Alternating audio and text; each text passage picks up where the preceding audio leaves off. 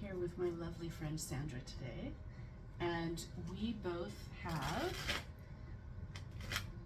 a new professional opportunity that we are working on, and so we're going to do a reading to look at how we can make that go smoothly and successfully, and what we need to know to make that happen, what our next steps might be. So let's see what we have here. I'm getting serious. I have to put the glasses on.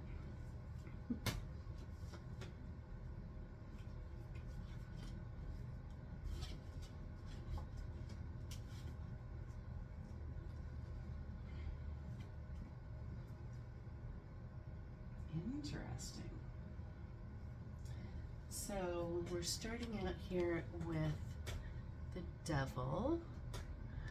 This is a card about having choices that are tempting but not necessarily good for you, and who is in control of those choices. Are you controlling your own choices, or are they being controlled for you? This is a trick question. You are in control of your choices. Okay, and we have the Eight of Pentacles. There we go. Which is a card about practice. Practice, practice, practice and hard work, practice and repetition, practice in doing the thing over until you are better at it, because you will get better at it with practice and repetition. Mm-hmm. This is not a card about cutting corners or, you know, using the Cliff Notes. Okay.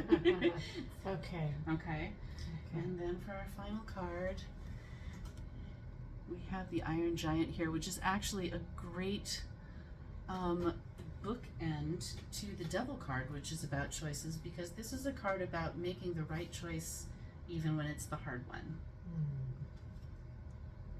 So I would say that altogether, looking at this is a spread that says, for your business, for your new opportunity, for your work, that what you need to do is choose to put in the practice and the repetition and the more practice and the more repetition, even when it gets maybe kind of boring and you would rather be tempted to do something more fun, but that it will be worthwhile to actually put in the work. That's good advice. That's good.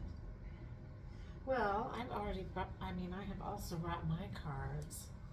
A deck of cards that I've had around for, I'm not going to count it, but I'm thinking 20 or 30 Some years. The Goddess Oracle. And these cards wanted to bring us sort of a message as to what to do or where to go to work at bringing peace in our lives as a gift to you and me. So maybe you could pull one for me, and then I'll pull one for me. I mean, you pull one for you.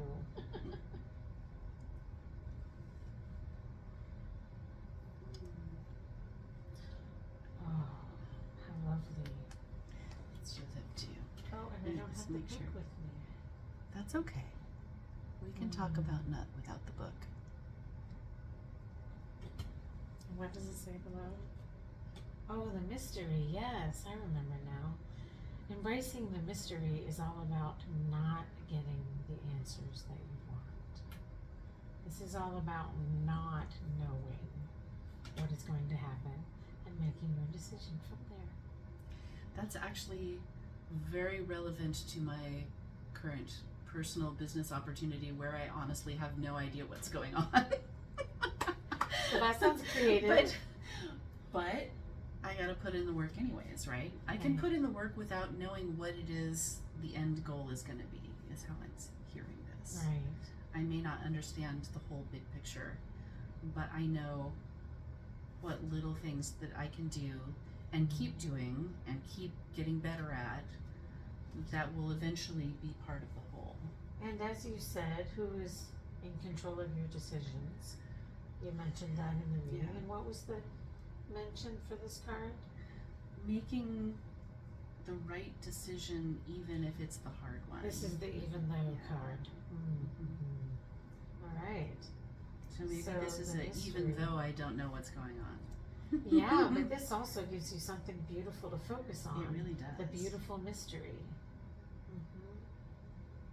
Yeah. Okay, so what I pulled, oh no. Kodlakyu, grief. I don't know if I pronounced that properly. Can we see too? Yes, and this makes sense because my mother passed in my home, in my care, a couple years ago, and I keep trying to grieve that in therapy, and I can't. I end up here, there, everywhere. We're focused right on it. Oh, there's this trauma, there's this trigger. Just can't seem to get there. And then it's about the same for grieving my brother who died when I was 10. So it sounds like this is what's between me and peace, and that would make sense. Because we've also been looking at this reading as a whole in terms of what you need to know to be successful with your new endeavor, I would say that this is telling you that you need to make your grief part of it.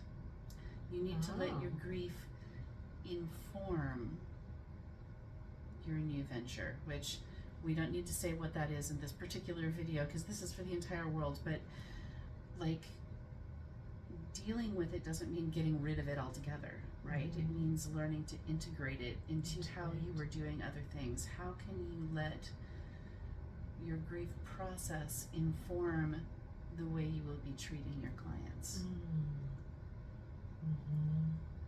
I think there's a lot of grieving that will be going on for my clients as well. Yeah, I can see that. So A lot of, what could have been what I could have done differently, and or that sort of stuff. as one of my favorite tarot authors says, the maybe life. I like that. The maybe Right? life. Yeah, like, the life that you thought you were going to have that you are now grieving because it's become apparent that that's not the way things are going. Right. Yeah. Right. That's telling. I like that. It's encouraging. All right, we feel good? Okay. Thank you. Thanks for joining us.